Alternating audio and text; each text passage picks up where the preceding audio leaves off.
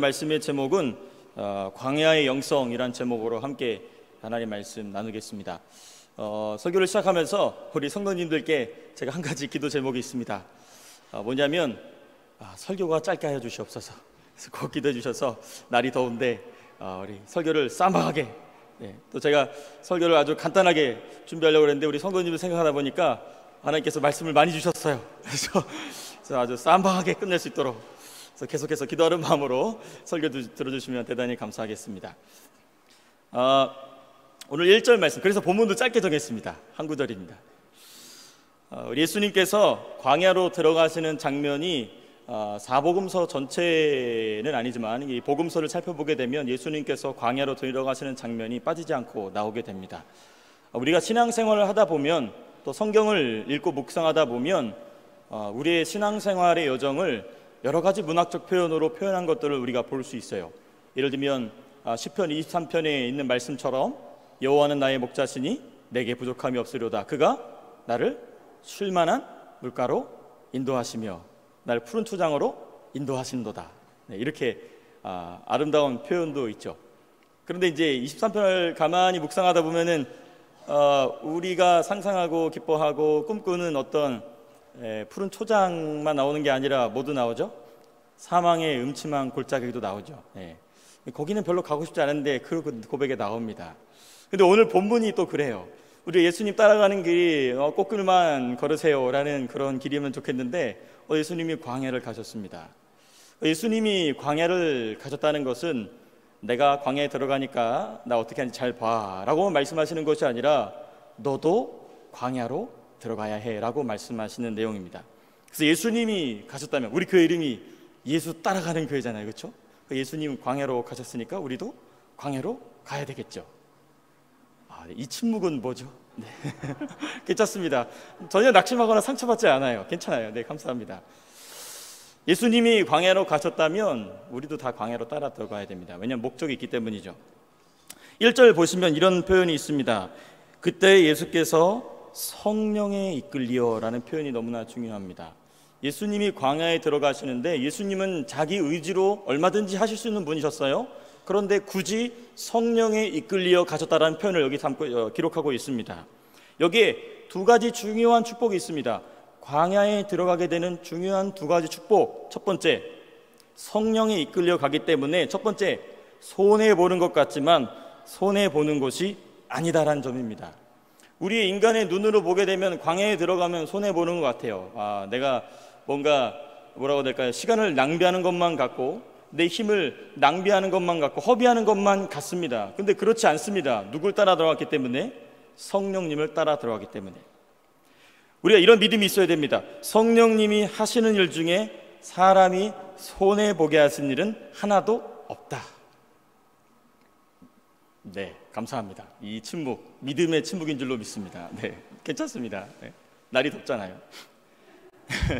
성령께서 인도하시는 일에는 손해보는 일이 없어요. 우리의 생각과 계산과 경험으로 보면 손해보는 것 같은데 그렇지 않습니다. 왜? 성령이 인도하시기 때문에. 우리가 이 손해를 너무 깊이 묵상하기 때문에 성령님을 의지하지 못하는 경우가 많습니다. 그런데 바꿔서 생각해 보면 성령님이 하시는 모든 일을 믿음으로 받으면 그것이 축복이 되는 것이죠. 이게 이제 광야로 들어가는 첫 번째 축복입니다. 자, 근데 이제 첫 번째 축복을 마무리하기 전에 짚고 넘어갈 부분이 있어요. 광야에 들어가고 안 들어가고에 대한 결정 권한이 나에게는 없다는 것입니다. 내 마음대로 되는 게 아니라 성령이 이끌어 가시면 들어가야 되는 것이죠. 주님이 원하시기 때문에, 주님이 우리를 너무나 사랑하시기 때문에 우리를 광야로 인도하시는 것에 대해서는 우리의 결정 권한이 없다는 것입니다. 이게 첫 번째 축복입니다. 손해가 아닌 축복이다. 두 번째, 우리가 예수님을 따라 성령의 인도하심을 따라 광야를 들어가게 되면 우리가 두 번째 축복을 받습니다. 두 번째 축복은 뭐냐? 예수님이 광야에서 누굴 이기셨죠? 원수를 이기셨습니다.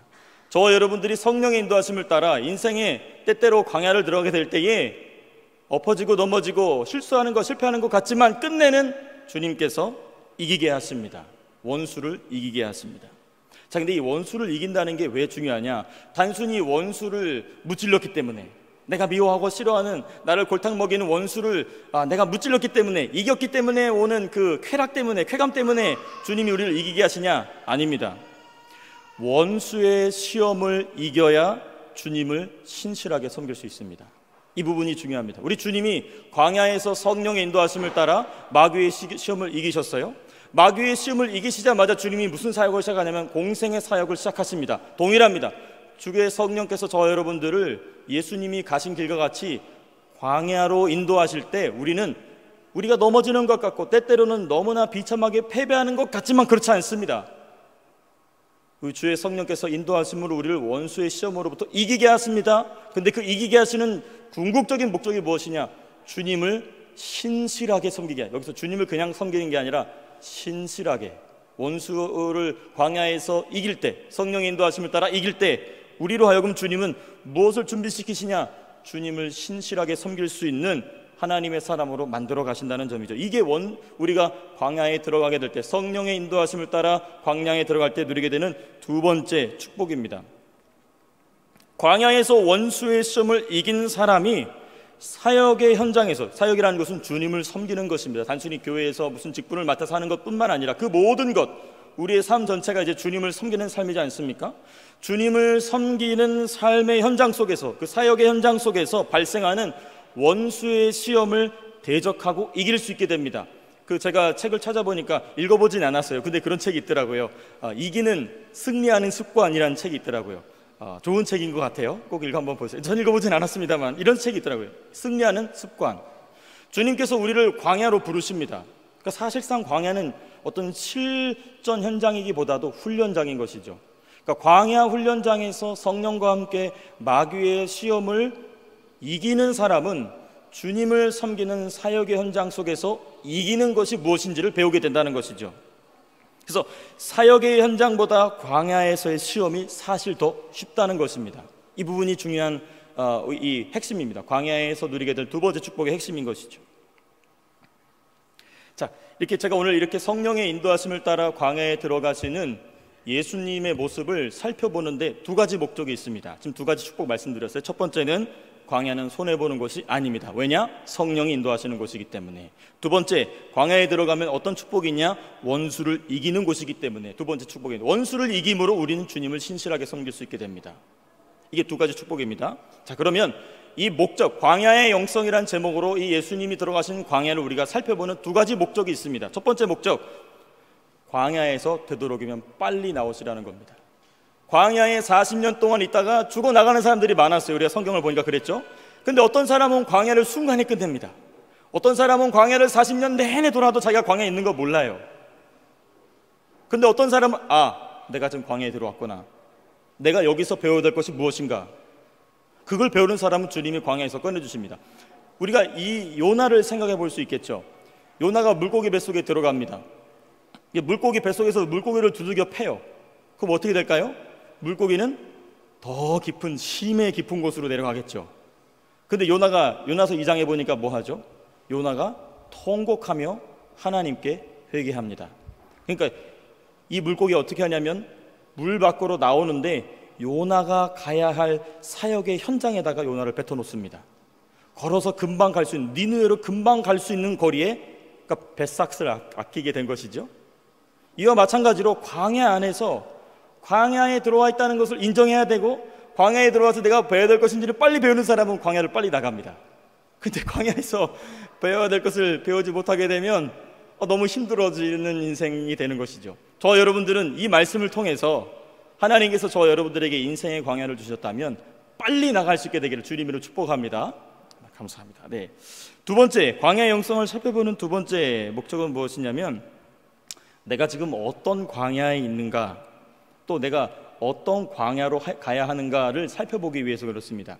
그러니까 4장 1절은 예수님의 광야를 말하고 있지만 성경 전체에서 크게 저는 세 가지 광야를 여러분들과 함께 나누고자 합니다. 첫 번째 광야는 출애굽 이스라엘의 바란 광야, 또는 신 광야, 또는 신의 광야, 신하의 광야 될 수 있겠죠. 두 번째 광야는 누구의 광야냐? 세례 요한의 유대 광야입니다. 그다음 세 번째는 사도 바울의 아라비아 광야입니다. 이 세 가지 광야가 우리가 예수님을 따라갈 때, 성령의 인도하심을 따라 들어가게 되는 신앙의 여정 속에서 만나게 되는 영적인 광야들입니다. 그래서 이 광야들을 살펴보면서 나는 지금 어디쯤에 있구나. 그래서 여기서는 무엇을 배워야 하는지, 그래서 어떻게 하면 빨리 나갈 수 있는지, 어떻게 하면 가나안 땅으로 하나님이 예비하신 축복의 땅으로 들어갈 수 있는지를 살펴보고자 하는 것이죠. 첫 번째 광야입니다. 첫 번째 우리가 살펴볼 광야는 출애굽 이스라엘의 바란 광야입니다. 우리 민수기 14장 33절 말씀입니다. 우리 다 같이 한번 민수기 14장 33절 말씀 같이 한번 읽겠습니다. 시작. 너희 자녀들은 너희 반역한 죄를 지고 너희 시체가 광야에서 소멸되기까지 40년을 광야에서 방황하는 자가 되리라. 주님이 가나안 땅을 두고 불만 불평을 쏟아놓은 이스라엘 백성들에게 진노 가운데 하신 말씀입니다. 너희 자녀들은 너희 반역한 죄를 지고 너희 시체가 광야에서 소멸하기까지 40년을 광야에서 방황하는 자가 되리라. 이 말씀 자체로 보면 두 가지가 있습니다. 첫 번째, 너희 자녀들은 너희 반역한 죄를 지고 라는 표현이 나와요. 여기 보십시오. 이스라엘의 어른들이 죄를 졌어요. 근데 그 죄값을 누가 같이 지죠? 자녀들이 같이 져버립니다. 이게 광야에 들어가는 사람의 뭐라고 될까요? 민폐입니다. 자기만 광야에 들어가는 게 아니라 온 가족이, 나와 함께하는, 나와 가까운 사람들이 같이 광야에 들어가게 돼버려요. 그러니까 이게 첫 번째, 지금 보십시오. 자녀들은 잘못한 게 없어요. 이스라엘의 부모들이 잘못한 것입니다. 근데 이 죄값을 누가 같이 지냐? 자녀들이, 엄한 자녀들이 같이 죄를 진다는 것입니다. 죄값을 진다는 것입니다. 두 번째, 너희 시체가 광야에서 소멸하기까지 라고 되어 있습니다. 이 소멸한다는 표현이 중요합니다. 이 말이 무엇이냐면 애굽의 것을 사모하며 여전히 애굽의 것을 그리워하던 너희가 소멸해야 된다라는 것입니다. 자, 여기 이제 오늘 이 첫 번째 우리가 살펴볼 광야에 있을 핵심적인 표현 두 가지를 살펴봤습니다. 자, 이 출애굽 이스라엘에 들어간 바란 광야는 어떤 광야냐면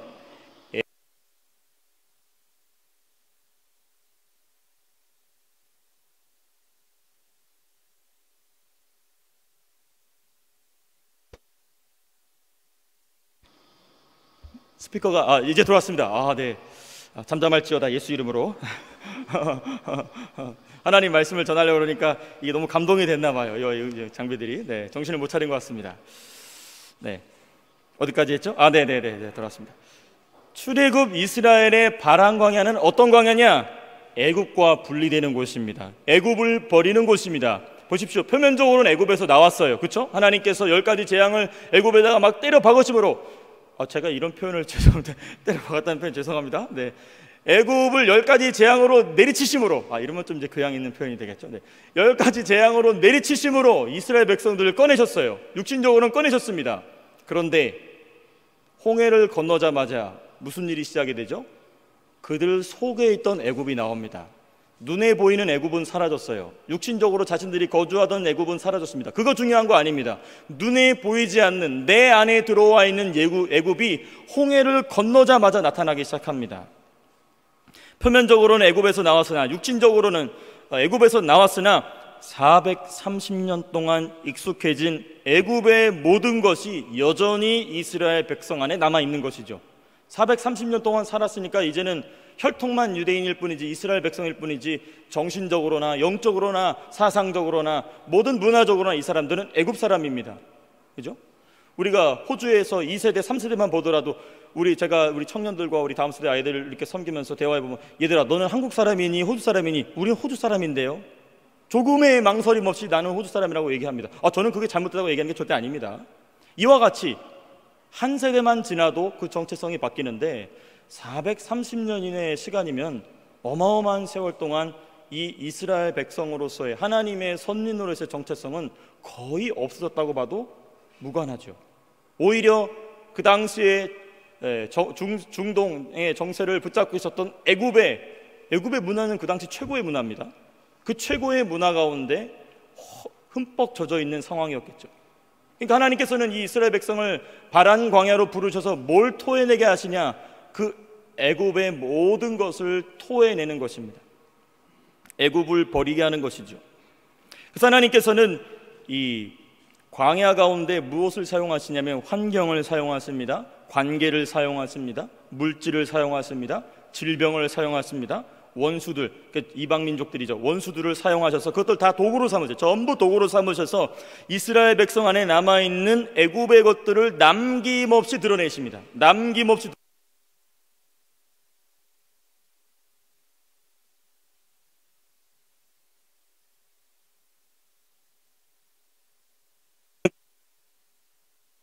도구들을 통하여 하나님이 드러내십니다. 자, 근데 하나님께서 이것을 드러내시는 목적이 있어요. 이유가 있습니다. 애굽의 것들이 모두 드러나게 하시는 궁극적인 이유가 있어요. 하나님이 이 애굽에서 나온 이스라엘 백성을 보면 광야를 지나가게 하십니다. 광야를 지나가다가 하나님이 여러 가지 도구로, 제가 이런 표현에 죄송합니다, 얻어 터지고 줘 터지고 막 터지다가 다 드러나게 되죠. 자기 속에 있는 애굽의 모든 게 드러나게 됩니다. 왜 드러나게 하실까요? 그 드러난 것 가지고 어디에 부딪히게 하시냐면 율법에 부딪히게 하십니다. 하나님의 공의의 법에 가서 부딪히게 하십니다. 그 하나님의 도구, 하나님이 사용하시는 여러 가지 도구들로 그 광야 가운데 애굽적인 성질들이 드러난 것을 하나님의 공의의 법에 가서 꽝 부딪히게 됩니다. 아, 나는 영락없이 죄인이구나. 나는 조금도 의롭지 않구나. 내 속에는 여전히 애굽적인 성질이 남아있구나 라는 것이 하나님의 율법 앞에 꽝 부딪히게 돼서 드러나게 됩니다. 두 번째, 율법에 부딪힌 사람은 어디로 갑니까? 제단 앞으로 갑니다. 제단 앞에 갈 때 그냥 가나요? 희생 제물을 가지고 갑니다. 내가 죽어야 되는데 이 희생 제물이 날 대신해서 죽습니다. 이와 같이 나를 위하여 죽어주실 오실 메시아를 사모합니다라는 것을 가르쳐 주신다는 것이죠. 이게 너무나 중요합니다. 하나님께서 단순히 우리의 그 못된 성질들을 드러내셔서 넌 죄인이야 라고 말하시려는 게 아닙니다. 우리의 죄악된 성질이 드러나죠. 그리고 죄악된 성질이 하나님의 율법, 공의의 법 앞에 가서 부딪힙니다. 그렇게 되면 우리가 눈물 콧물을 짜면서 하나님, 나 같은 죄인 살리신 주님 앞에 나아갑니다. 그러면 누가 찾아오시느냐? 십자가에서 죽으신 예수님이 찾아오셔서 그 죄를 대신 짊어지시는 속죄의 과정이 시작이 되는 것이죠. 이게 하나님께서 이스라엘 백성으로 하여금 광야에 들어가게 하시고 광야 가운데 그들의 모든 애굽의 더러운 것들이 드러나게 하시는 궁극적인 목적입니다. 그러니까 표면적으로 볼 때는 하나님이 너무나도 찔러도 피 한 방울 안 나오시는 분처럼 보일 수 있지만 궁극적으로는 주님이 너무나 사랑하시기 때문에, 그들을 너무나 아끼시기 때문에 그들로 하여금 제단으로 나오시게 하시기 위하여 광야 가운데 그들 속에 있는 모든 것을 드러내신다는 것이죠. 그래서 이것을 사도 바울을 이것은 성령 가운데 깊이 깨닫고 나서 고린도후서 4장 11절에 이런 표현을 썼습니다. 고린도후서 4장 11절 말씀입니다. 우리 다 같이 한번 읽어보겠습니다. 시작. 우리 살아있는 자가 항상 예수를 위하여 죽음에 넘겨짐은, 여기까지입니다. 예수의 생명이 또한 우리 죽을 육체 가운데 나타나게 하려 함이라. 이스라엘 백성이 광야로 들어가서 하나님 앞에 연단을 받습니다. 훈련을 받습니다. 율법으로 하나님 앞에 정죄를 받습니다. 그걸로 끝나는 게 아니라 그 정죄받은 심령을 새롭게 하시는 하나님의 제단 앞으로 나아가게 하신다는 것이죠.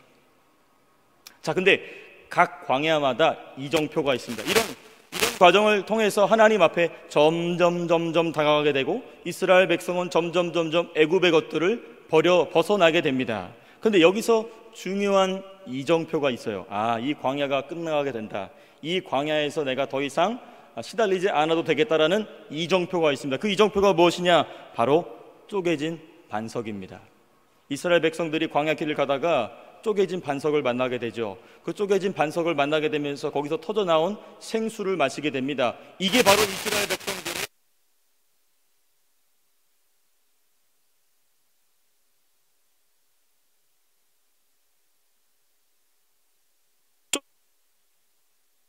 쪼개진 반석에서 솟아나온 물로 이스라엘 백성과 모든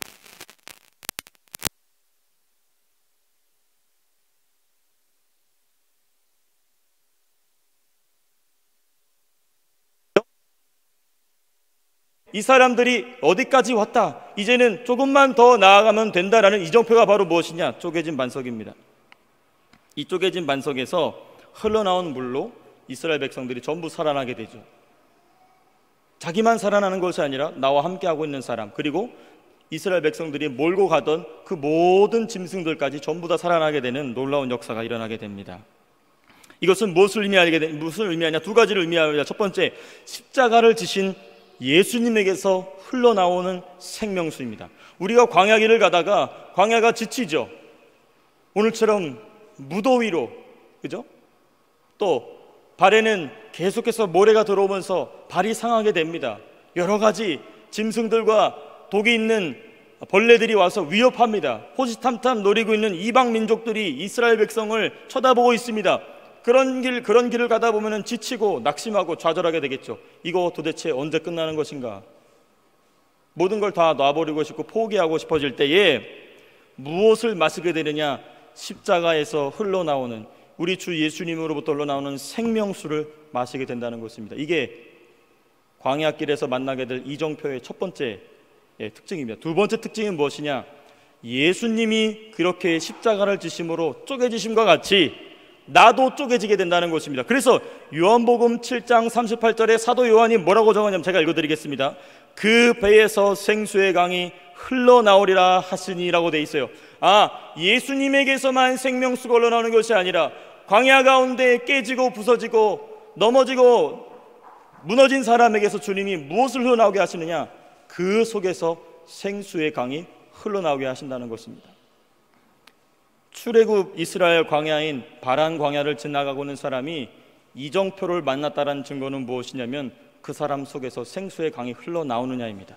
그 사람의 말과 그 사람의 행동과 그 사람의 삶의 자치 속에서 생수의 강이 흘러나오느냐는 것입니다. 좀 더 구체적으로 말씀드려볼까요? 나에게서 흘러나오는 생수로 예수님을 경험하는 사람이 있다. 그럼 그 사람은 이정표인 쪼개진 반석을 만난 사람입니다. 나와 만나는 사람이 내 신앙 하나만 간신히 건사해내는 것이 아니라, 내가 무엇인가 노력한 것도 아닌데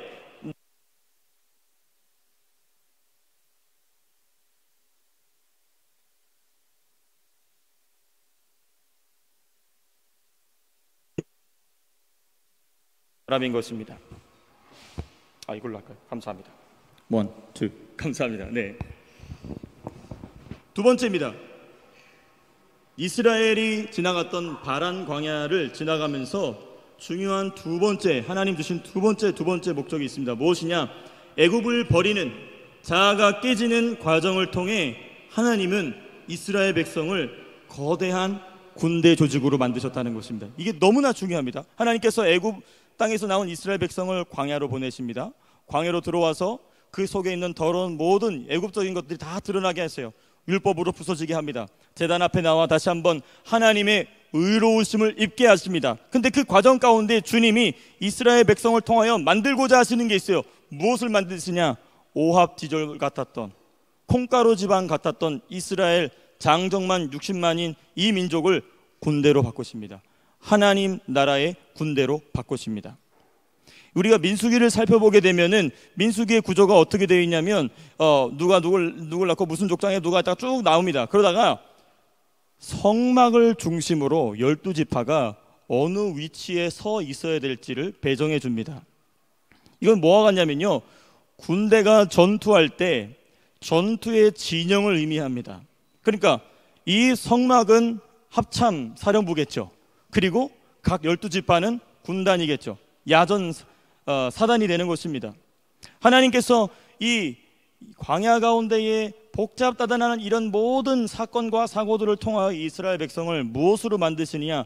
군대로 만드신다는 것입니다. 전부 다 따로 놀던, 다 각자 애굽에서 자기 목숨 하나, 자기 가정 하나 살려내기에 급급했던 사람들이었는데, 이 사람들이 이제는 서로와 서로의 어깨를 맞대고 군대로 일어서게 된다는 것입니다.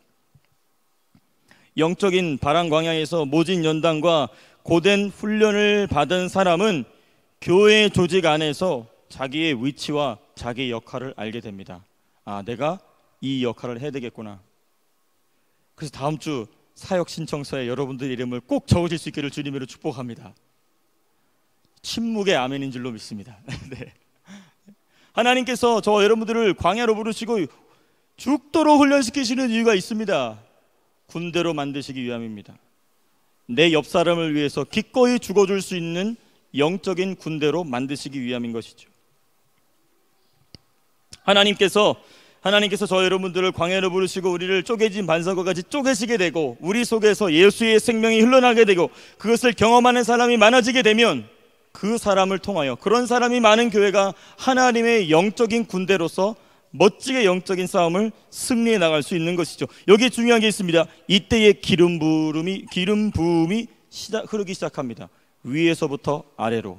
모세에게 와 있던 여호와의 신의 역사가 누구에게로 흘러가게 되냐면 브살렐과 오홀리압에게 흘러 들어가게 되죠. 브살렐과 오홀리압은 모세가 본 성막을 한 번도 본 적이 없습니다. 그러나 본인들이 모세처럼 성막을 본 것처럼 성막을 만들어냅니다. 이런 역사가 어떻게 나타나게 되느냐? 쪼개진 사람들이 하나님의 영적인 군대로 일어서게 될 때에 교회 조직 안에서 자기의 위치와 역할을 아는 사람들이 하나님의 영적인 군대로 일어서게 될 때에, 그때에 우리가 너무나도 사모하는 성령의 충만하게 운행하심, 성령의 기름 부으심, 성령의 나타나심, 성령의 은사, 성령의 열매, 이런 것들이 어디서 나타나게 되느냐? 콩가루처럼 흩어져 있는 데서 나타나는 게 아닙니다. 하나님의 온전한 군대로 모여있는 조직 가운데 성령이 운행하신다는 것이죠. 그래서 우리가 에스겔 37장을 보게 되면은 여러 가지 에스겔 37장의 말씀을 여러분 잘 아시겠지만은 맨 마지막에 그 마른 뼈들이 무엇으로 나중에 일어나게 되죠? 하나님의 군대로 일어서게 됩니다. 하나님의 군대로 일어서게 됩니다. 그래서 하나님께서 이스라엘 백성을 거대한 군대 조직으로 만드시고 나서 이 군대를 무엇을 위하여 하나님께서 만드셨겠습니까? 가나안에서 싸워야 될 그 모든 전투에 능한 군인들로 만드시는 것입니다. 그러니까 하나님께서 이스라엘 백성을 진노하심 가운데 애굽으로 보내셨지만 그들을 향하여 진노 때문에 하나님의 진노를 쏟아 놓아버린 것만 같지만, 우리가 출애굽기나 민수기나 신명기를 살펴보게 되면 하나님께서 그들을 군대로 만드신 이유가 무엇이죠? 여호수아서가 가능하게 하시기 위함입니다. 여호수아에서 보게 되면은 여호수아를 중심으로 12지파가 멋지게 점령 전쟁을 펼쳐나가게 됩니다. 때로 실수할 때가 나오기도 하죠. 그러나 끝내는 임무를 완수해내고 말았던 것입니다. 가나안에서 모든 전쟁에 승리하게 하시기 위하여 군대로 만드신다는 것입니다. 우리가 서론에서 지금 살펴봤던 것처럼 예수님이 광야에서 마귀의 시험을 이기시고 그리고 나서 살펴보게 되면 모든 공생의 사역 가운데 우리 주님은 승리하셨습니다. 그렇게 하실 필요가 없으신 분이신데 우리한테 그런 원리를 지금 가르쳐주고 계신 것이죠. 하나님께서 저와 여러분들을 광야로 부르셔서 하나님의 몸된 교회의 조직에 귀한 구성원으로 부르시고 계십니다. 그 부르심에 우리는 세 가지로 응답합니다. 첫 번째, 자원하는 마음으로. 억지로가 아닙니다. 자원하는 마음으로. 하나님 앞에 그 광야 가운데 얻어 터지고 저 터지고 막 터지고 깨졌으니까 하나님을 향하여 자연스럽게 무엇이 나오겠죠? 아, 하나님께 감사하다. 내가 하나님을 섬기고 싶다. 내가 하나님께 내가 가지고 있는 무엇인가를 드리고 싶다라는 자원하는 마음이 일어나게 되겠죠. 이 자원하는 마음은 무엇과 짝을 이루고 있느냐? 확고한 부르심입니다. 하나님의 콜링이에요. 아, 하나님이 날 이걸 위해서 부르셨어. 이 사명인 것이죠. 그 사람의 인생의 목적인 것입니다. 이것이 분명한 사람에게 세 번째, 신령한 은사가 나타나. 아까 제가 기름 부으심이 흐른다고 말씀드렸죠. 첫 번째, 자원하는 마음, 확고한 부르심, 그리고 신령한 은사입니다. 신령한 은사로서 교회의 덕을 세우고 내 스스로의 개인의 덕을 세울 뿐만 아니라 교회의 덕을 세우는 일에 주님이 사용하신다는 것입니다. 이것이 하나님께서 우리를 영적인 바란 광야로 부르시는 중요한 목적인 것이죠. 자, 그런데 조심해야 될 게 있습니다. 각 광야마다 이정표가 있듯이 조심해야 될 부분들이 있어요. 출애굽 이스라엘 광야에서 조심해야 될 것이 무엇이냐? 한 가지입니다. 여러 가지가 있겠지만 한 가지, 말을 조심해야 됩니다. 말. 근데 말은 두 가지 종류가 있어요. 들리는 말이 있고 들리지 않는 말이 있죠. 그런데 사실 우리 한국 사람들은 들리는 말보다 들리지 않는 말이 더 많죠.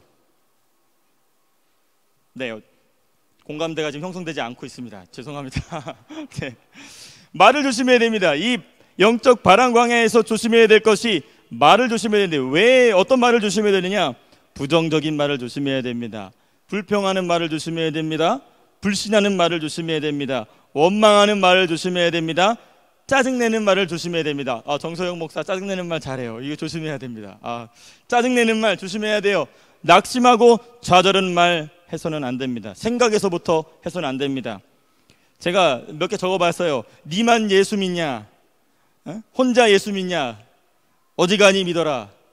유별나게도 믿는다. 이런 말 하면 안 됩니다. 하나님 왜 나를 이렇게 이런 데 두셨나요? 원망하고 짜증내고 낙심하는 말 하면 안 됩니다. 왜 그러냐? 단순히 그 말 자체가 옳지 않은 말이기 때문이 아닙니다. 우리 민수기 14장 28절 말씀 같이 한번 보겠습니다. 우리 민수기 제14장 28절 말씀 같이 한번 읽겠습니다. 시작. 그들에게 이르기를 여호와의 말씀에 내 삶을 두고 맹세하노라.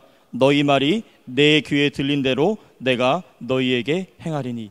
주님께서 바란 광야로 들어가는 이스라엘 백성들에게 하신 말씀이에요. 내가 맹세한다. 하나님이 맹세하신다는 것이에요. 어떻게 뭘 맹세하시냐? 너희 말이 내 귀에 들린 대로 내가 너희에게 행한다라는 것이죠. 이거 어찌 보면 이 말씀에 비춰서 본다면 우리의 지금 삶의 모습은 우리의 말대로 된 것입니다. 그러니까 우리의 말이 무슨 일을 만들어낸 것이 아니라 우리의 말을 들으시는 주님이 그대로 행하신 것이죠. 민수기 14장 28절의 말씀처럼 우리가 여러분들이 말씀을 받으시고 기도하시다가 내가 영적인 바란 광야에 있구나 했다면 이 민수기 14장 28절의 말씀을 깊이 새기시기를 바랍니다. 왜냐? 주님이 우리의 입술을 지켜보고 계시기 때문에 그런 것이죠. 그래서 영적인 바란 광야를 걸어가는 저와 여러분들의 언어 생활에 매우 집중하고 계신 하나님이세요. 그래서 그리스도인의 3주덕, 믿음, 소망, 사랑. 바란 광야, 영적인 바란 광야를 걸어가고 계십니까? 믿음의 말을 억지로라도 꺼내보십시오. 소망의 말을 꺼내보십시오. 사랑의 말을 꺼내보십시오. 거기다가 제가 한 가지만 더 붙인다면 감사의 말을 붙여보십시오. 이 네 가지 말, 믿음, 소망, 사랑, 감사의 말. 이 말을 꺼내놓으면 꺼내놓을수록 영적인 바란 광야의 시간은 짧아지게 될 것입니다. 우리 두 번째입니다. 두 번째. 아직도 두 번째야 라는 소리가 들리는 것 같은데 죄송합니다. 빨리 끝내겠습니다. 두 번째, 세례 요한의 유대 광야입니다. 우리 마태복음 3장 1절과 4절의 말씀입니다. 1절과 4절의 말씀 같이 한번 읽겠습니다. 시작.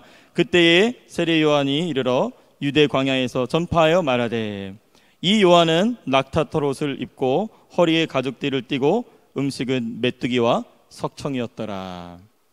이 두 번째 세례 요한의 유대 광야는 두 번째 광야인데요. 이 두 번째 광야에서는 두 가지를 배워야 됩니다.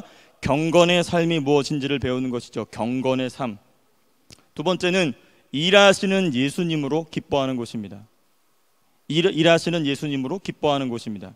이 세례 요한의 유대 광야. 자, 이게 왜 경건의 삶과 어떤 관계를 갖고 있는지는 세례 요한의 삶을 살펴보면 돼요. 우리가 사복음서를 살펴보게 되면 세례 요한이 어떻게 살았는지에 대해서는 많은 기록이 나와 있지 않지만 짤막하게 나와 있습니다. 특별히 오늘 본문인데요. 오늘 본문을 살펴보게 되면 세례 요한이 어떻게 살았는지가 나옵니다. 첫 번째, 낙타 털옷을 입었다라는 표현이 나와요. 낙타 털옷은 짐승의 가죽이죠. 짐승의 가죽과 털로 만든 옷입니다. 근데 여러분, 짐승의 가죽을 입은 가장 인류 최초의 사례가 어디에 나오죠? 창세기에 나옵니다. 아담과 하와가 타락하게 되고 그 벌거벗은 것 때문에 부끄러워할 때에 하나님께서 최초로 생명을 죽이시는 일을 하십니다. 인간의 생명은 아니었지만 짐승의 생명을 죽이시고 그 짐승의 가죽을 벗겨서 직접 손질하셔서 아담과 하와에게 입히시죠. 자, 이 부분은 짐승의 가죽과 털로 만든 옷을 입은 최초의 사례는 아담과 하와입니다. 근데 이 아담과 하와가 입은 이 옷은 무슨 옷이냐? 하나님이 주신 가죽 옷으로서 그들의 부끄러움을 가려주는 하나님의 의로움입니다. 하나님의 의로움. 우리가 그것을 뭐라고 그러죠? 칭의라고 그러죠. 우리는 여전히 죄인이에요. 우리는 여전히 죄인인데 하나님께서 우리를 의롭다고 불러주시는 것입니다. 예수님의 공의의 옷을 입혀주시는 것이죠. 그 공의의 옷을 들춰내면 우리의 더러운 것은 여전히 남아 있습니다. 그런데 그 예수의 칭의의 옷을 입으면 하나님께서 그것을 가려주시고 감춰주시고 의롭다고 불러주신다는 것입니다. 이게 세례 요한의 첫 번째 삶의 모습입니다. 낙타 털옷을 입었던, 짐승의 가죽 옷을 입었던 세례 요한의 모습. 두 번째입니다. 두 번째, 세례 요한이 무엇을 먹고 살았느냐? 메뚜기와 석청을 먹고 살았다라는 표현이 되어 있습니다. 이 메뚜기와 석청은 사람의 손으로 만든 음식이 아닌 자연에 의해 만들어진 음식입니다. 그러니까 세례 요한은 항상 메뚜기를 잡으러 다녀야 됐죠. 석청을 찾으러 다녀야 했습니다. 광야를 뒤지고 다녀야 했습니다. 배고픔이 찾아올 때마다 메뚜기를 잡기 위한 노력과 수고를 해야 됐습니다. 배고픔이 찾아올 때마다 석청을 따서 먹어야 되는 수고를 해야만 했습니다. 이게 세례 요한의 삶의 모습입니다. 이게 무엇을 의미하느냐? 이와 같이 사람의 손으로 만들어진 것이 아니라 하나님의 손으로 만들어진 하나님의 말씀, 하나님이 예비하신 말씀을 먹기 위해 끊임없이 구하고 찾고 갈망하라는 것입니다. 너무나 중요합니다. 세례 요한의 유대 광야에서 우리가 배울 수 있는 세례 요한의 삶의 모습을 통하여 배우게 되는 삶의 모습은 우리의 경건의 삶이 어떠해야 되는가를 우리에게 가르쳐주는 것이죠. 그러니까 우리의 경건은, 이 로마 카톨릭은 교회가 타락하고 나서 신학도 타락하게 되고 이 경건을 사람 스스로가 만들 수 있다고 얘기합니다. 두 가지 이유가 있어요. 첫 번째는 우리가 도저히 따라갈 수 없는 위대한 성인들은 그 거룩함이 넘쳐서 그 거룩함을 우리가 기도함으로 헌금하면 그것을 우리가 나눠받을 수 있다는 신학이 있어요. 여전히 그런 신학을 가지고 있습니다. 전혀 잘못된 것이죠. 두 번째는 뭐냐? 그러한 성인들의 모습을 열심히 따라가다 보면 내 안에 나도, 우리가 그래서 메리트라고 그러죠. 그 메리트가 찬다는 것이에요. 전혀 그렇지 않습니다. 성경은 그렇게 얘기하지 않아요. 성경은 뭐라고 하느냐? 우리는 조금 더 의로운 행위를 할 수 없지만 주 예수 그리스도가 하신 일을 우리가 옷 입음으로, 이게 경건의 첫 번째 모습입니다. 예수님의 의로우심을 내가 옷 입는 것이 경건의 첫 번째 모습입니다. 로마 가톨릭은 신학이 타락하여서 내가 경건의 노력을, 수도원에 들어가서 열심히 수도하게 되면 내 스스로가 경건이 찬다고 얘기해요. 전혀 그렇지 않습니다. 그게 아니라 우리의 경건의 첫 번째는 무엇이냐? 예수 그리스도의 의가 나에게 입혀지는 것입니다. 이게 경건의 첫 번째. 그 위에서 우리가 무엇을 찾는 것이냐? 하나님이 나에게 주시는 말씀을 먹기 위하여 세례 요한이 메뚜기를 잡으러 다니듯이, 세례 요한이 석청을 따서 먹기 위하여 찾아다니듯이 하나님의 말씀을 열심을 가지고 찾으라는 것입니다. 구하라는 것입니다. 갈망하라는 것이죠. 이게 경건의 모습인 것입니다. 성도의 경건의 삶의 모습입니다. 그래서 우리 지금 첫 번째 광야, 영적인 바람 광야를 살펴보았죠. 영적인 바람 광야의 핵심이 무엇입니까? 우리의 자아가 깨지고 애굽의 것을 버리는 것입니다. 이 두 번째 유대 광야에 와서는 경건의 삶을 통하여 무엇을 유지하게 되냐면 깨진 자아가 깨진 상태로 유지하게 되는 것입니다. 그리스도로 의를 입게 되죠. 하나님의 말씀을 갈망함으로 구합니다. 그러한 경건의 삶이 깨진 자아를 깨진 대로, 죽은 자아가 다시 부활하지 않게 죽은 자아를 죽은 상태로 두는 경건의 삶인 것이죠. 경건의 생활인 것이죠. 그래서 우리의 신앙의 선배님들 보십시오. 아이고, 뭘 저렇게까지 유별나게 할 필요가 있나? 근데 그분들은 그 깊이까지 들어간 것입니다. 내 더러운 자아가 다시 살아나지 못하게 되고 예수 그리스도의 의가 나를 떠나지 아니하며 내가 여전히 하나님의 말씀을 갈망하는 상태로 내버려두는 것이 바로 우리의 육신을 힘들게 할 수는 있으나 우리의 영을 새롭게 하는 경건의 삶을 살게 한다는 것입니다. 자아를 깨트릴 뿐만 아니라 예수님을 닮아가게 하시는 성령의 인도가 가능하게 하는 삶의 태도가 바로 경건의 삶인 것입니다. 우리가 신학적인 표현으로 성화의 길이라고 하죠. 성화의 길을 가게 하시는 제1원인은 누구시냐? 성령이십니다. 근데 성령이 아무나에게나 가서 일하시는 게 아니에요. 누구에게 가서 일하시느냐? 그리스도의 의를 덧입기를 갈망하고 하나님의 말씀 받기를 사모하는 자에게 성령께서 찾아가셔서 그 사람으로 하여금 예수님을 닮아가게 하신다는 것이죠. 이게 두 번째 세례 요한의 유대 광야에서 우리가 배워야 될 점입니다. 그래서 경건의 삶은 내가 이만큼 하고 있어, 이게 아니고 예수님을 얼마나 닮았느냐와 깊은 연관을 갖는 것입니다. 경건의 삶 속에서 내가 얼마나 예수님을 닮았느냐가 핵심적인 요소로서 우리에게 다가와야 된다는 것입니다. 경건의 삶에, 그렇다면 보다 구체적으로 살펴보고자 합니다. 경건의 삶의 핵심은 무엇이죠? 우리 디모데 전서 4장 4절에서부터 5절까지 말씀입니다. 우리 디모데 전서 4장 4절에서부터 5절까지의 말씀, 우리 다 같이 한번 읽어보겠습니다. 시작. 하나님께서 지으신 모든 것이 선함에 감사함으로 받으면 버릴 것이 없나니 하나님의 말씀과 기도로 거룩하여 짐이라. 우리 사도 바울이 너무나도 명징하게 경건의 삶의 핵심, 여기 보십시오. 말씀과 기도로 거룩하여진다, 거룩해진다는 게 무엇이죠? 성화된다는 것입니다. 성령으로 말미암아 우리가 예수님을 닮아간다는 것이죠. 그런데 그렇게 거룩하게 되는 것의 핵심을 여러 가지가 있겠지만 그 핵심을 추려서 두 가지를 얘기합니다. 말씀과 기도로 거룩하여진다라고 얘기하고 있어요. 말씀과 기도만이, 하나님의 말씀인 성경과 기도의 생활만이 하나님이 지으신 모든 것, 여기 하나님이 지으신 모든 것이라고 되어 있어요. 근데 이 모든 것이 선한 것임을 알고 모든 것뿐만 아니라 하나님이 일으키시는 모든 상황을 감사함으로 받게 하는 그 거룩함이 어디서 나오느냐? 하나님의 말씀과 기도라는 것입니다.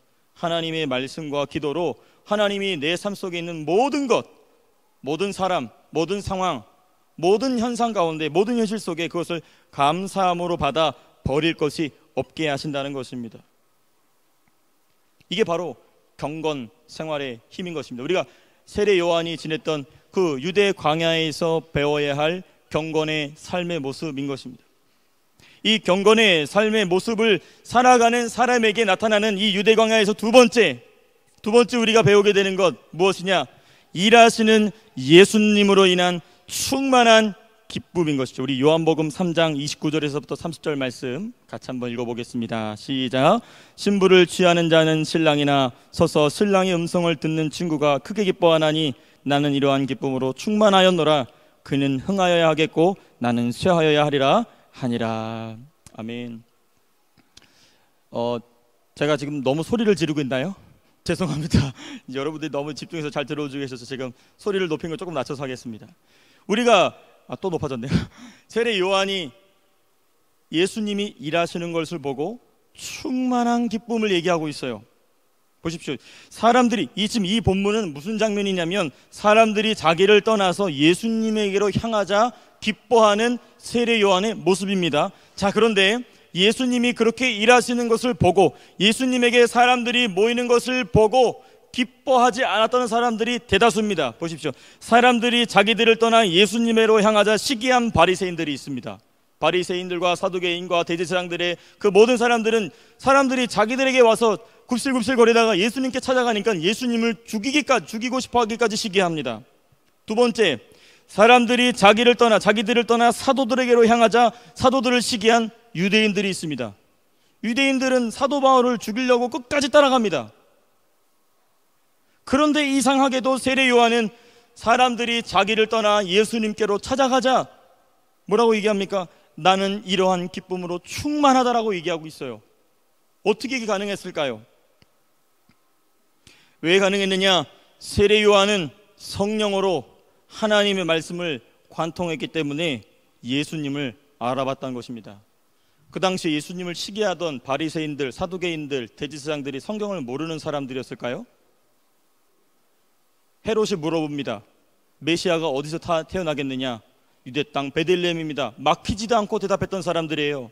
율법을 달달달달 외우는 사람들이었습니다. 하나님의 말씀을 필사하던 사람들이었어요. 나는 하나님의 말씀을 담지하다. 이 담지란 말이 원어로 가깝게 보면은 임신해서 아이를 보호한다는 뜻이에요. 그만큼 나는 하나님의 말씀을 맡은 자들이라고 자부심을 가졌던 자들인데 그 말씀의 본체이신 예수님 어떻게 해버렸죠? 죽여버립니다. 그리고 그 예수님의 명령을 받아 복음을 전하는 사도들을 끝까지 죽이려고 애썼던 사람들이 누구냐? 유대인들입니다. 그럼 세례 요한은 성경을 몰라서 이랬을까요? 세례 요한은 누구의 아들이죠? 제사장 가문의 아들이죠. 사가랴, 엘리사벳의 아들이죠. 제사장 가문에 하나님의 말씀을 정통으로 아는 사람입니다. 심지어 선지자입니다. 하나님의 말씀을 세례 요한도 잘 알았어요. 그러니까 하나님의 말씀을 아느냐 모르느냐가 중요한 것이 아니라 아는 그 말씀을 성령으로 관통하느냐 관통하지 못하느냐가 그 사람이 예수님을 알아보느냐 알아보지 못하느냐를 결정하게 되고, 더 중요하게 나가서는 예수님의 일하심을 기뻐할 수 있게 되는 것입니다. 예수님이 지금 내 삶 속에서 일하고 계시는구나. 예수님이 드디어 내 삶 속에서 나타나서 일하고 계시는구나. 예수님이 이제 드디어 일하시기 시작하시는구나를 보고 기뻐하게 된다는 것입니다. 그러니까 세례 요한의 충만한 기쁨은 일하시기 시작한 예수님으로 인한 것이고, 이제 더 이상 나는 일할 필요가 없다는 것입니다. 이제 더 이상 내가 할 일은 없다는 것입니다. 내 임무는 여기서 끝났다는 것입니다. 성령으로 하나님 말씀인 성경을 관통해내는 사람, 예수님을 발견하는 사람입니다. 어떻게 예수님을 발견하느냐? 주님이시구나. 내 삶 속에서 무슨 일이 일어납니다. 아, 주님이시구나. 에스라서를 보면 이런 표현이 있어요. 하나님의 손이 에스라를 도우사라고 돼 있어요. 아, 하나님의 손이구나. 성령이 지금 일하시는구나 라는 것을 발견하게 되고 충만한 기쁨을 누리게 되는 것입니다. 예수님이 내 삶 속에서 일하시는 것을 보고 기뻐하는 것입니다. 이 기쁨은 믿음과 확신으로 삶을 살게 합니다. 더 이상 두려워하지 않아요. 더 이상 근심하지 않습니다. 모든 문제를 주님께 맡깁니다. 내가 어떻게 하려고 애쓰지 않아요. 왜? 주님이 일하시는 것을 발견했거든요. 주님이 드디어 역사하시는 것을 경험하기 시작했거든요. 그렇기 때문에 믿음과 확신의 삶을 살게 한다는 것입니다. 이것이 주님이 저와 여러분들을 영적인 유대 광야로 인도하셨을 때 우리가 배워야 할 두 가지입니다. 첫 번째, 경건의 삶입니다. 두 번째, 일하시는 예수님으로 기뻐하는 것입니다. 자, 근데 여기서도 조심해야 될 게 있습니다. 조심해야 될 것이 무엇이냐면 두 가지를 조심해야 됩니다. 첫 번째, 털옷을 입는 것과 메뚜기와 석청 먹는 일을 멈춰서는 안 됩니다. 그리스도의 칭의의 옷을 절대로 벗어서는 안 됩니다. 이 칭의의 옷을 벗는다는 것은 바꿔 얘기하면 자기가 높아진다는 것입니다. 자기가 높아진다는 것은 외식을 하게 된다는 것입니다. 그러니까 외식해서는 안 됩니다. 두 번째는 그 경건의 삶을 인내와 신실함으로 지속해야 되고, 두 번째는 세례 요한이 실수하는 장면이 한번 나옵니다. 누가복음 7장 19절의 말씀인데요. 누가복음 7장 19절 말씀 우리 같이 한번 읽어보겠습니다. 시작.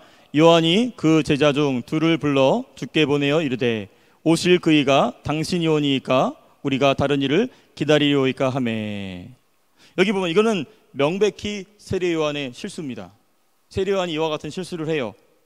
근데 이 실수할 때에 보면은 복음서에서 앞뒤 맥락을 왜 세례 요한이 이런 말을 하게 되었는지를 우리가 문맥을 통해서 발견하게 됩니다. 두 가지 일이 일어나게 됩니다. 누가복음 7장이나 우리 마가복음이나 마태복음을 보게 되면 이 세례 요한이 이 실수를 할 때에 앞에 있던 어떤 사건이냐면 두 가지 사건이 있어요. 첫 번째, 바로 전에는 무슨 사건이 나오냐면 나인성 과부의 아들을 주님이 살리시죠.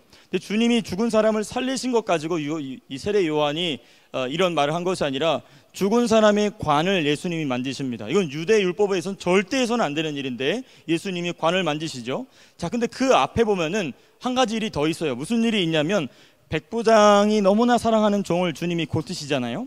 근데 이제 주님이 그 병든 사람을 고치신 것 가지고 세례 요한이 그런 것이 아니라 예수님이 그 백부장이 너무나 사랑하는 종을 고치신 뒤에 예수님이 아주 진노하셔서 이스라엘 백성을 책망하는 말씀을 말씀하십니다. 무슨 말씀하냐면 내가 이스라엘 가운데 이런 믿음을 본 적이 한 번도 없다.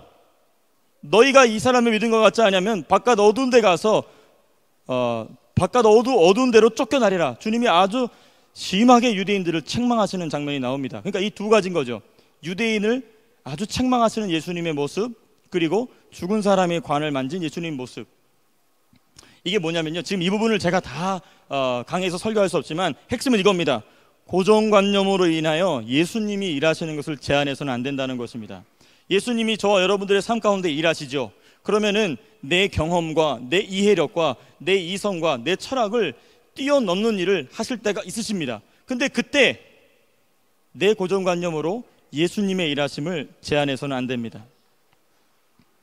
그래서 이 부분을 우리가 영적인 유대 광야를 지나갈 때 유념해야 될, 주의해야 될 점이 바로 이것입니다. 내 삶 속에서 주님이 자유롭게 무엇이든지 하실 수 있게 열어드려야 될 것입니다. 그것이 바로 고정관념을 깨는 것이죠. 우리가 가지고 있는 어떤 생각의 틀을 깨고 예수님께 열어드리는 것입니다.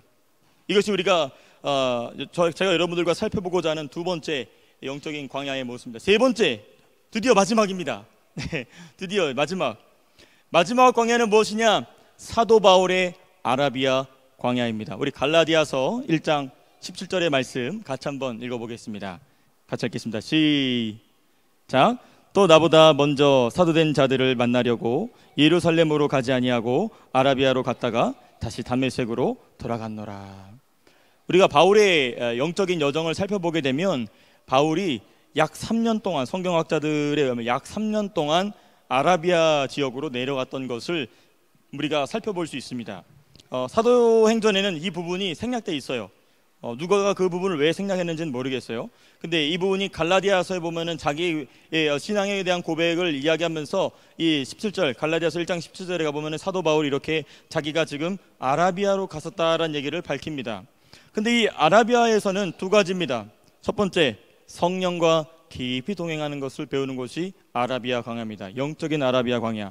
두 번째, 진리를 깊이 깨닫는 곳입니다. 성령과 깊이 동행하고 진리를 깊이 깨닫는 곳, 이것이 아라비아 광야입니다.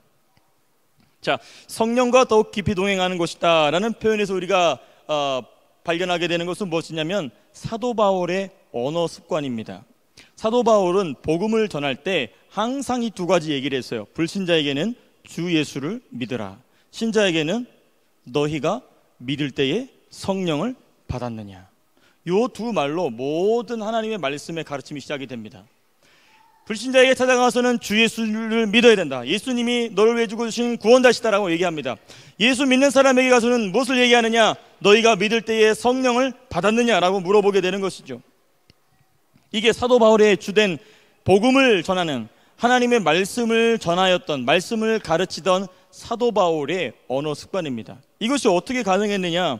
자, 보십시오. 아라비아를 가기 전에는 바울이 직가에서 이 눈에 비늘이 거치자마자 뭐 하냐면 복음을 바로 즉시로 전하죠. 복음을 즉시 전합니다. 그리고 그 사도행전의 그 부분에 아라비아로 갔다라는 내용이 생략된 그 뒤에 이 예루살렘으로 올라와서 사도들을 만난 뒤에 사도 바울에게 한 가지 더 추가되는 말이 바로 무엇이냐? 너희가 믿을 때에 성령을 받았느냐라는 말이 한 가지가 더 추가되게 됩니다. 자, 이것은요, 단순히 성령을 체험하는 것만을 강조하는 것이 아니라 매사가 성령의 인도하심을 받아야 된다는 것을 보여주는 말씀입니다. 우리 사도행전 16장 6절에서부터 7절 말씀인데요, 혹시 제가 이 말씀 드렸나요? 사도행전 16장 6절에서부터 7절까지의 말씀, 네, 제가 읽어드리겠습니다. 사도행전 16장에서 6절 7절 말씀인데 제가 읽어드릴게요. 같이 읽겠습니다. 시작. 성령이 아시아에서 말씀을 전하지 못하게 하시거늘 그들이 부르기아와 갈라디아 땅으로 다녀 무시아 앞에 이르러 비두니아로 가고자 애쓰되 예수의 영이 허락하지 아니하시는지라. 여기 보십시오. 사도 바울이 지금 소아시아 전도를 위해서 이렇게도 방법을 써보고 저렇게도 방법을 써보고 여기로도 가보려고 그러고 저기로도 가보려 했지만 누가 막았다고 그래요? 성령이 말씀을 전하지 못하게 하시거늘. 또 7절에 보니까 예수의 영이 허락하지 아니하시는지라. 그리고 나서 환상인지 꿈인지를 보고 마게도냐에서 이리로 와서 우리를 도우라라는 환상을 보지 않습니까? 이게 무엇을 의미하냐면 사도 바울이 복음을 열심히 전하는 그 열정 그 자체로 둔 것이 아니라 성령이 인도하실 수 있도록 맡겨들었다는 것입니다. 이 부분이 너무 중요합니다. 매사가 성령의 인도하심을 따라 하게 하셨다는 것이죠. 그래서 사도 바울 본인뿐만 아니라 사도 바울과 함께하는 사람들도 사도 바울을 만나는 사람에게까지, 심지어 사도 바울을 처음 만나는 사람에게까지 무엇이 나타나 역사하시냐면 성령의 나타나심이 일어나게 된다는 것입니다. 고린도전서 2장 4절에 보면 이런 말씀이 있어요. 제가 읽어드리겠습니다. 내 말과 내 전도함이 설득력 있는 지혜의 말로 하지 아니하고 다만 성령의 나타나심과 능력으로 한다. 내가 사람을 만나고 복음을 전하고 모든 일 가운데에 성령의 나타나심과 능력으로 한다는 것입니다. 설교할 때, 전도할 때, 심지어 안수기도 할 때, 또 본인이 기도할 때, 또 바울과 실라가 빌립보 감옥에서 찬양할 때 성령께서 나타나서 일하시게 되는 것이죠. 삶의 모든 현장 속에서 성령님께서는 나타나시기를 원하십니다. 저와 여러분들의 삶의 모든 현장, 가정 속에서, 직장 속에서, 모든 관계 속에서 성령이 나타나서 일하시길 원하십니다. 그런데 어떤 사람에게 나타나시느냐? 이 영적인 아라비아 광야에 기꺼이 들어가는 사람, 거기서 주의 성령과 동행하는 사람에게 주님이 나타나서 일하신다는 것입니다. 두 번째, 이 아라비아 광야에서는 우리가 진리를 깊이 깨닫게 됩니다. 성령과 깊이 동행할 뿐만 아니라 성령의 인도하심을 따라 하나님의 말씀을 깊이 깨닫게 됩니다. 구약 성경의 모든 말씀을 예수 그리스도로 관통하게 됩니다. 그래서 바울 서신을 보게 되면은 내용이 전부 구약에서 코테이션이 따오지 않은 성경이 없을 정도로 구약 성경을 굉장히 많이 인용합니다. 그러면서 누굴 발견하게 되느냐? 누구를 증거하느냐? 예수님을 증거합니다. 이게 바로 무엇 때문에 가능하냐? 성령으로 말미암아 이 아라비아 광야 가운데 진리의 말씀을 관통했기 때문에 그런 것이죠. 그래서 로마서 1장 2절 말씀 보면 사도 바울이 복음을 아주 명징하게 제시하고 있습니다. 우리 로마서 1장 2절 말씀 같이 한번 읽어보겠습니다. 시작. 이 복음은 하나님이 선지자들을 통하여 그의 아들에 관하여 성경에 미리 약속하신 것이라. 보십시오. 그 아들에 관하여 성경에 미리 약속했다. 성경에 있는 모든 말씀이 누구에 대한 말씀이다? 그 아들 예수 그리스도에 대한 말씀이다라는 것을 명확하게 사도 바울이 관통한 것을 볼 수 있게 됩니다. 그러니까 이 아라비아, 영적인 아라비아로 들어가게 되면은 성령과 깊이 동행합니다. 그리고 하나님의 말씀, 진리를 깊이 예수 그리스도를 중심으로 깨닫게 된다는 것이죠. 자, 근데 여기서 주의해야 될 점이 한 가지 있습니다. 주의점. 사도 바울의 아라비아 광야에서 주의해야 될 점, 조심해야 될 점이 있습니다. 우리 고린도전서 1장 22절에서부터 24절까지 말씀인데요. 그래서 같이 한번 읽어보겠습니다. 시작.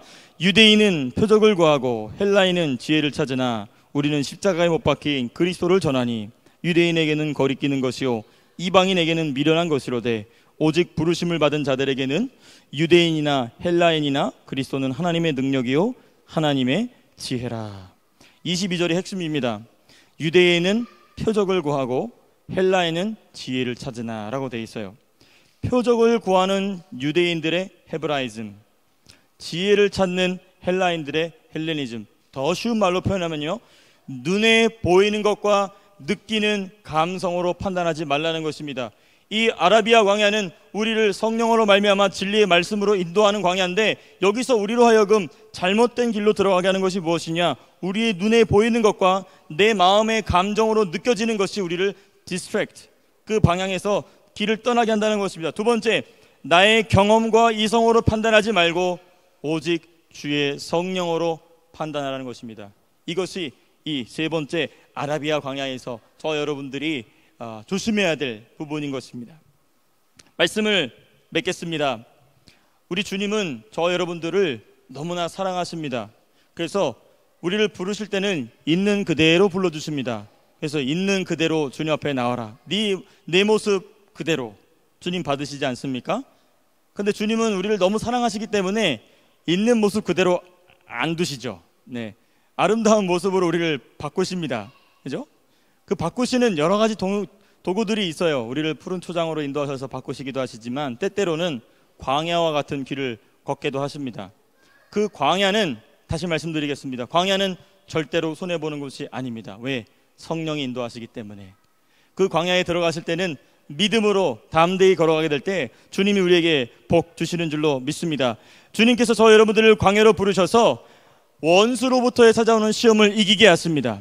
그리고 신실하게, 흔들리지 않게, 플럭트레이팅이 없게, 올라갔다 내려왔다, 올라갔다 내려왔다, 어느 날은 좋았다가 어느 날은 안 좋았다, 이러지 않고 꾸준하게, 신실하게, 진실하게 주님을 섬기는 하나님의 제자들로, 종들로 변화시킬 줄로 믿습니다. 이 말씀이 저 여러분들의 삶 가운데 놀라운 능력으로 나타날 수 있게 되기를 주님의 이름으로 축복합니다. 우리 함께 기도하시겠습니다.